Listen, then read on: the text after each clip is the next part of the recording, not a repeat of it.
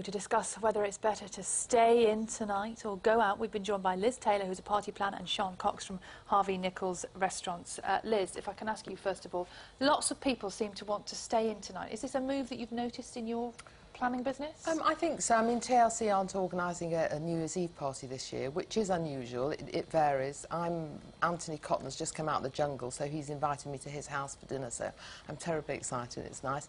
I like entertaining at home, and I would encourage people to entertain at home because you haven't got the hassle of taxes, you haven't got the hassle of it's overrated, and you can enjoy yourself, entertain, get a huge takeout, ambient lighting. What better?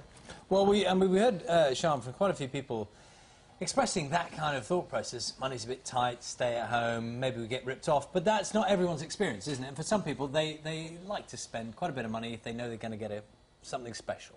I think if it's the one time of the year that you really should go out and splash out on a little bit of glamour, a little bit of sparkle and have a wonderful time. It's a pagan thing to do in the middle of the dark winter.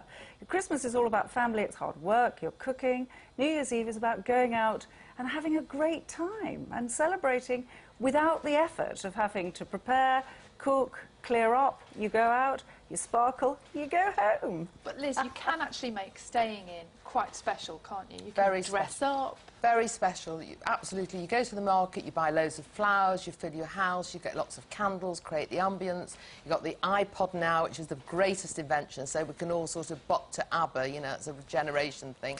And the stores do wonderful canapé. It's easy. Or you get a big takeout.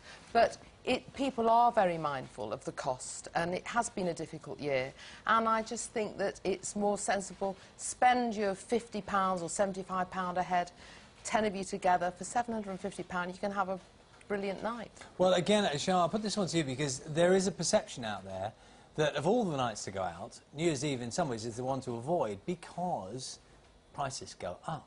And it's maybe harder to get a table. You can't get home afterwards because there's a problem with the cabs. I mean, that is a perception that's out there, isn't it? Yes, absolutely. To what extent is that true? Well, it depends where you are, I suppose. If you're lucky enough to live in London, then the transport's running all night and it's free from 11:30 till 4:30 in the morning. And you pay a lot of money for a cab home. You can pay a lot of money for a cab home if you're coming into London and you're going 45 miles out.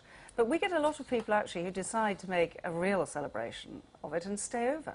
Stay in a hotel over for the evening, come out for the night, stay in the hotel that they can walk back to and really enjoy it. We are all being very careful about looking after money, I think, during the rest of the year. So why not tonight break out of it and just I'm curious, stop tightening those belts? Yeah, well, people will make that decision. I'm curious as well about what part age has to do with this because I don't know, speaking from personal experience, I'm pleading the fifth on this one. As one gets older, in a general sense, do you think it's the case people kind of think, oh, do you know what, I can't be bothered with the hassle of, especially on New Year's Eve, you just think, well, why not be at home? Or is that a sweeping generalisation? I think it's sweeping. I don't think it's an age thing. I think that I've got two daughters in their 20s and they're happy to stay in because who wants the hassle? You can't get transport. You can't. It's difficult. Everywhere's expensive. People are charging money to go into places and then you've got to buy the drinks on top of that. So people like to entertain at home.